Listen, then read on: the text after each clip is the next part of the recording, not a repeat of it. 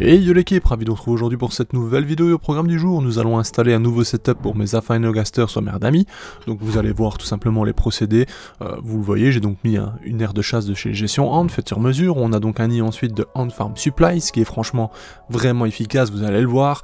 On va donc y installer les Afaenogasters, elles vont y déménager assez tranquillement. Bref, vous allez voir tout ça dans les images, mais je vais faire une petite parenthèse avant.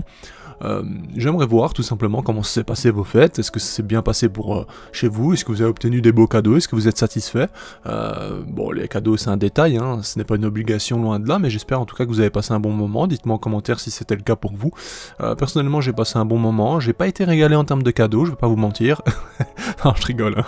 Non mais je me suis fait je devais me faire des petits cadeaux à moi-même, c'est-à-dire m'acheter des espèces qui me faisaient vraiment plaisir. Cependant je me suis fait boycott dans le sens où on m'a pas gardé quoi que ce soit, donc je suis un peu dégoûté, je vais pas vous mentir, mais sinon voilà, c'est un détail, sachant que j'ai déjà pas mal d'espèces, c'est pas grave, je me rattraperai autrement, il faut pas s'inquiéter. Cependant, ces gens-là, ils peuvent aller... Bon, passons. Je devais en parler, c'était important. Alors sinon, les Afaenogasters soit mère d'amis, comme vous le voyez sincèrement, bah là ça roule, hein. C'est une espèce vraiment incroyable, certainement ma plus belle découverte de l'année. Je ne connaissais vraiment pas avant qu'on m'en parle, avant qu'on me la propose, et franchement je ne regrette pas, cette coloration est tout simplement magnifique, l'évolution est totalement incroyable. Alors il faut savoir que c'est quand même assez grand mine de rien, hein. Les ouvrières sont sur 12-13 mm je dirais, la reine un peu plus grande, bien que ça peut aller de 13 à 16 mm je dirais, et donc franchement c'est assez cool, on a de très grandes pattes très élancées, et il faut savoir une chose également, ça vient de Madagascar, donc je ne vous apprends rien en vous disant que tout ce qui vient de Madagascar c'est plutôt rare en soi, que ça sort du pays, hein. Donc franchement ça régale, c'est aussi pour ça que ceux qui m'ont longtemps parlé de cette espèce, sincèrement si vous la voulez vraiment, voilà, je veux pas vous pousser à la consommation, je rappelle que ça vient de Hand Top, je vais pas vous dire d'aller l'acheter, mais sachez une chose, c'est que je ne suis pas certain qu'on en retrouve dans les prochaines années, parce que vraiment c'est assez rare d'avoir notamment des fourmis de là-bas, donc voilà. Sinon, on le voit, hein, ça se développe extrêmement bien, donc ça j'ai été assez impressionné parce que je n'avais pas de référence pour savoir en termes d'évolution qu'est-ce qu'il en était. Donc ici je suis vraiment agréablement surpris. La reine pond en fait très rapidement. Elle n'attend pas qu'un cycle se fasse complètement, c'est-à-dire, voilà, elle n'est pas en mode, elle pond, elle attend que tout se développe jusqu'au nymphe et ensuite elle repond. Non, en fait elle pond, lorsque les œufs ont éclos, sont devenus des larves, les larves grandissent un peu et elle repond dans la foulée, donc c'est vraiment hyper impressionnant. À savoir qu'actuellement elles sont à 20 degrés, donc elles ne sont plus chauffées comme avant, elles sont entre 18 et 20, donc je leur fais observer une baisse de température, hein, tout simplement, une sorte de repos hivernal.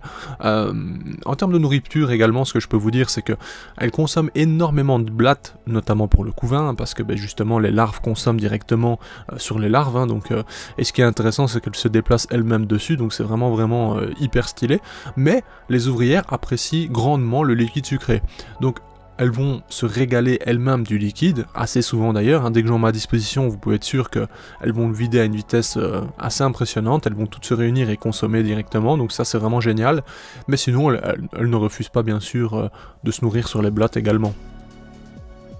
Franchement, comme je le disais, mais c'est vraiment une des plus belles surprises cette année, vous le voyez, hein, c'est très impressionnant comme fourmi au final, la hauteur des pattes et tout, la façon dont elle se déplace.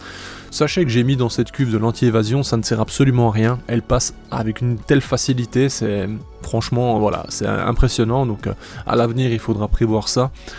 Peut-être qu'il faut justement un périphérique pour les empêcher de passer aussi facilement, je pense que ça aidera certainement avec une certaine épaisseur, 3-4 cm imaginons, ça ne sera pas esthétiquement super beau, mais au moins ça devrait les ralentir. Je n'avais jamais eu d'Afaenogaster avant celle-ci, hein, pour information, et en termes d'informations d'élevage, c'est pareil, on n'a pas vraiment d'infos à leur sujet, on ne sait pas dire « ah oui, ça marche mieux de cette façon » ou autre, donc c'était à nouveau un test de voir ce qui se passait. Donc moi quand c'est ainsi, ce que je fais c'est que généralement pour des espèces qui viennent de lieux où il peut faire très très chaud, j'essaye du 26, 26-28, je regarde comment ça se passe, comment ça se développe, si c'est plus ou moins satisfaisant, on va dire, si ça évolue bien. Et ici pour le coup j'étais sur 26-28 et franchement ça a bombardé. Je n'avais pas oublié l'humidité comme vous le voyez, hein, le tube était humide et forcément de l'observation je pouvais constater que les larves étaient constamment près de cette réserve, donc on constate que forcément l'humidité est importante. J'ai donc choisi un nid de chez Ants Farm Supply, comme vous le voyez, que j'ai humidifié, hein, vous l'avez vu dans les images, et bon, bien entendu, la condensation lorsque c'est chauffé fait que, voilà, j'ai des gouttes sur le plafond d'acrylique, ce n'est pas un problème, hein, sincèrement, perso, ça ne me dérange pas, certes, l'observation pendant un moment est moins facile, mais pour moi l'essentiel c'est que ça se déroule bien, et une chose peut-être qui peut paraître stupide pour certains, mais le fait que j'ai des gouttes directement dans le nid, j'apprécie, même dans un tube en fait. Vous savez pourquoi? Tout simplement parce que je suis certain que ma reine du coup dispose d'eau. Certaines espèces notamment, certaines espèces comme les messors etc par exemple, elles font pas de trophalaxie etc, et donc il n'y a pas de transport d'eau réellement pour la reine. Donc ça paraît con, mais un simple exemple, je rebondis sur ma Messor cephalotes, mais je suis content d'avoir de l'humidité, notamment sous forme de gouttes dans les tubes ou quoi que ce soit, parce que comme ça je sais que ma reine peut en disposer quand elle veut. Certains se diront peut-être, mais c'est stupide, mais au final moi ça me rassure et je me dis au moins elle a toujours à boire quoi qu'il arrive, et c'est l'essentiel on va dire. Alors, revenons-en à ces superbes Phainogasters Sommerdami. On a vraiment un rouge bordeaux qui est incroyable en fait. Enfin bref, je suis sous le charme, hein, vous l'aurez certainement compris, et c'est pour ça que je vous dis sincèrement, si vous les voulez, je pense qu'il faut pas hésiter longtemps. Alors certes c'est un coût, hein, clairement ça vaut une blinde, on va pas se mentir, mais j'ai l'impression que c'est une espèce assez facile en termes de développement. Comme vous le voyez du coup une semaine plus tard, parce que j'ai pas filmé dans la foulée, sachant qu'elles ont déménagé en même pas 24 heures, hein, donc j'aurais pu, hein, mais j'ai pris du temps. Bref, je reviens justement à leur sujet. Je pense sincèrement qu'on n'en reverra pas d'ici tôt. Alors je me trompe peut-être, hein, parce que s'il y en a qui sont arrivés justement de Madagascar, c'est que une personne s'y est rendue ou il vit là-bas, donc voilà, tout est envisageable, mais bon. Bref. Ici vous le voyez, j'ai dû mettre un abreuvoir sur une mangeoire que j'ai retourné parce qu'en fait ces petites malignes, ce qu'elles font, c'est qu'elles prennent du sable, elles le mettent à l'intérieur jusqu'à temps que ce sable se gorge et ensuite elles font tout déborder. Et pourquoi elles ont fait ça? C'est tout simplement pour refermer l'entrée de leur nid. Alors vous allez le voir dans les images plus tard, en fait, là, transporter des grains de sable comme ça, comme vous le voyez, c'est un par un, c'est pratiquement impossible pour elles n'ont pas de main, elles n'ont rien, et donc c'est forcément via leur mandibule. De cette façon, elles ne peuvent pas en transporter énormément. Cependant, lorsque ce sable est humide, elles peuvent prendre des grappes, je vais dire, hein, tout simplement des agglomérations, allez, j'ai plus le mot, mais bref, vous allez me le dire en commentaire, pour certains, je le sais, il y a toujours des pros pour reprendre les gens. Donc bref, elles font une accumulation de sable et vu qu'il est humide, il reste un compact et elles peuvent transporter plus facilement celui-ci. Et donc à l'aide de ce sable, ensuite elles vont tout simplement former carrément l'entrée du nid à l'intérieur. Donc dans la vidéo, vous allez peut-être pas vous en rendre compte, c'est pas si flagrant parce que à travers les images, c'est pas évident de se rendre compte vraiment de ce qu'elles ont fait, mais elles font vraiment une petite construction avec une accumulation de sable et donc elles referment l'entrée de celui-ci et il y a toujours quelques ouvrières postées d'ailleurs à cette entrée. Et ça c'est formidable je trouve.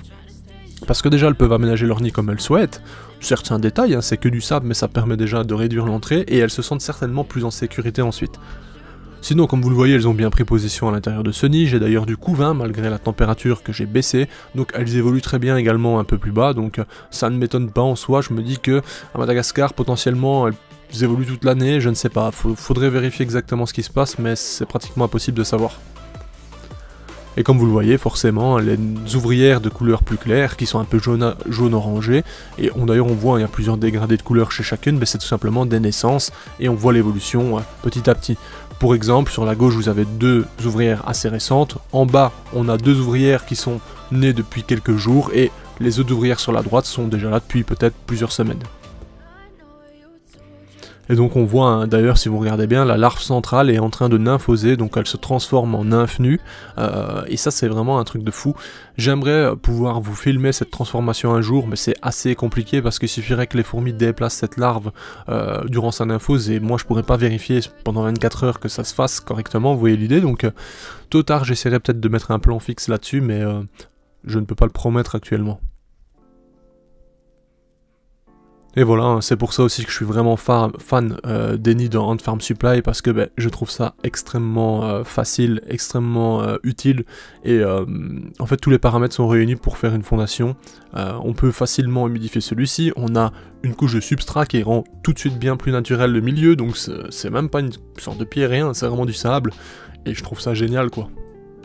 Ici vous voyez, hein, on voit cette petite accumulation comme je vous disais justement de sable. Alors là il n'y a plus d'humidité, enfin il y en a encore mais beaucoup moins qu'avant, et donc forcément le sable sèche et il s'affaisse, mais sinon en général c'est un peu plus haut encore, et enfin bref, de toute façon vous le verrez dans les images prochainement. Et là vous voyez pareil une ouvrière récente, enfin bref c'est un régal. Pour information d'ailleurs j'ai racheté un stock chez Ant Farm Supply, ils vendaient justement toutes ces versions 1 de nids, c'est moi qui ai acheté le lot, j'ai pris du coup il y a 17 ou 18 nids, un truc comme ça, donc vous allez en voir, hein. Clairement j'ai saisi l'opportunité, et j'ai recommandé chez Gestion Ant aussi 7 aires de chasse, du même style, donc voilà, ça ces produits là vous allez les voir parce que je suis vraiment pleinement satisfait, et ça permet de faire absolument tout ce qu'on veut, c'est ça qui est bien. C'est des nids de fondation qui peuvent s'adapter à absolument toutes les espèces, du moins un très grand nombre, et ça c'est génial quoi.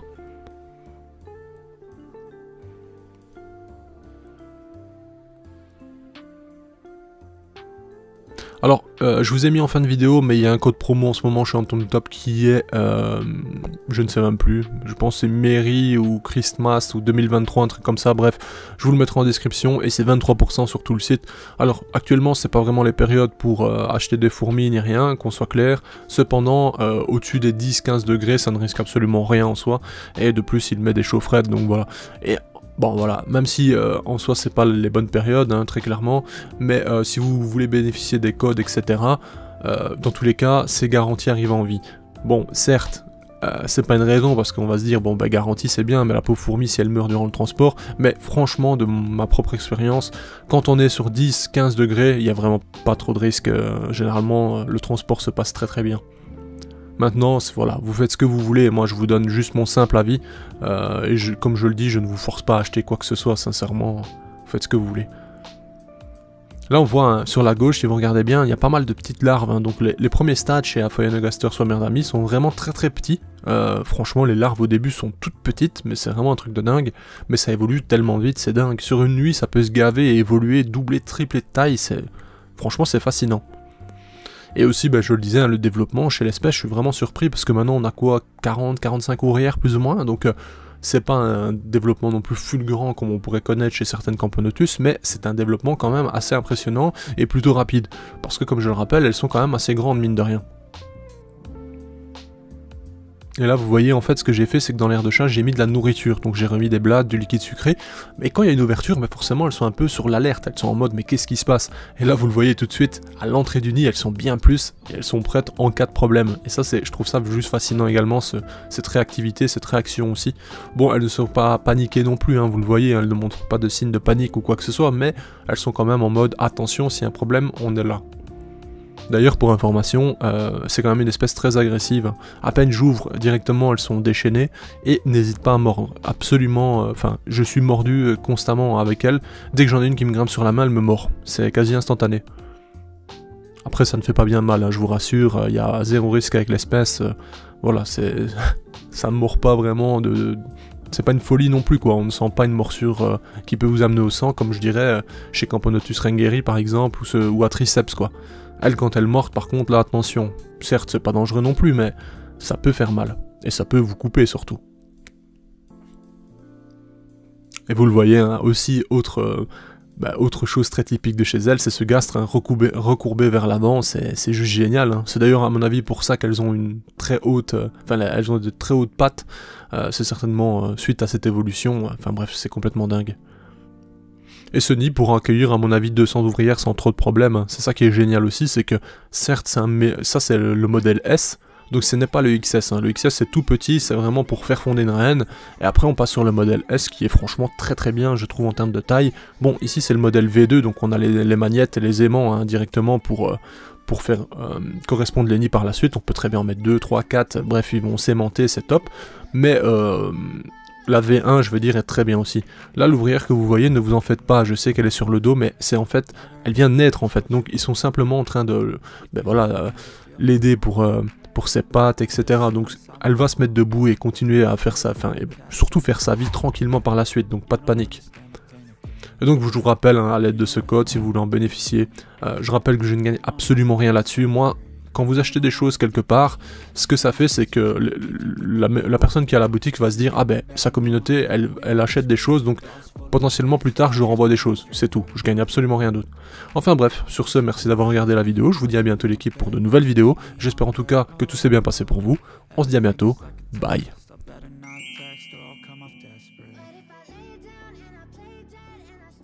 Hey, si toi aussi tu as apprécié la vidéo, n'oublie pas de t'abonner, de laisser un like, voire un commentaire, ou même de nous suivre sur les réseaux. Merci et à bientôt l'équipe.